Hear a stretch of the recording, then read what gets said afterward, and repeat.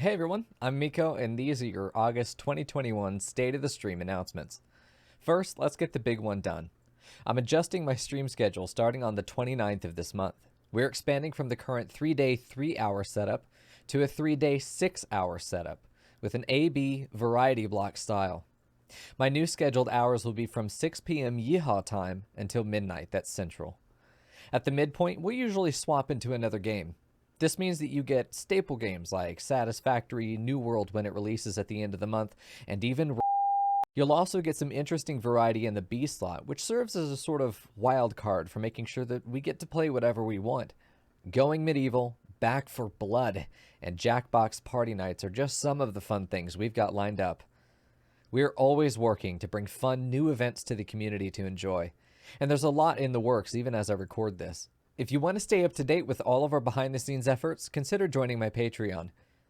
There we regularly post production updates, works in progress of new graphic features and merch designs, and prompt community feedback to make sure that we're always improving and always offering you the best content, features, and services on Twitch.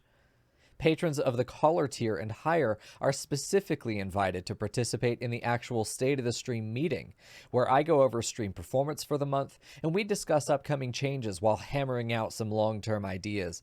I'm always looking for more voices to add to the conversation, so consider investing in the content you love. That said, the most helpful thing you can do is just to follow on Twitch, subscribe to YouTube, and sit back and enjoy the show. Starting this month, I'll release a content schedule that shows what I'm planning to play and on what days and in which slots. This should help everyone have an idea where we're going without having to wonder. You'll always be able to find the schedule pinned to my Patreon, but don't worry, it's an unlocked post. You don't have to pay to see it. I just like having Patreon as a proper bulletin board. So let's go ahead and look at September's lineup. For September, we're going to start off with... Wait a minute. Is that... Oh, nice. Yeah, I might have forgotten about that. It is my pleasure to announce the return of Rims of Our Lives. Backed by popular demand, Rims of Our Lives has been redesigned from the ground up to guarantee that it provides the most compelling stories, the most exhilarating gameplay, and the best experience for viewers. I've written a complete manual for viewers, players, and developers alike, which you can find linked in the description. It's still a work in progress right now, but it should be finished by our Season 1 debut on the 29th at 6 p.m. Central. For those that don't know, Rims of Our Lives is a series and playstyle I developed during my first year on Twitch. The goal was to create a series of house rules and gameplay philosophies that helped us find the stories that lie just under the surface of every Rimworld playthrough. Everyone and their mother is streaming Rimworld as a game, and that's cool.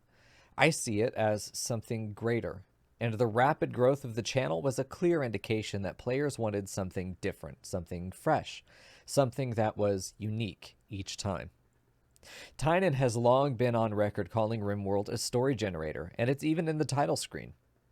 With the narrative focus changes in 1.1 and Royalty, as well as the new additions from 1.3 and now the Ideology DLC, we're seeing a more intense investment by Ludian into the storytelling potential of the game. And believe me when I say I feel seen in that regard. I mean, what kind of content creator would I be if I ignored the clear and obvious sign that my unique style is wanted?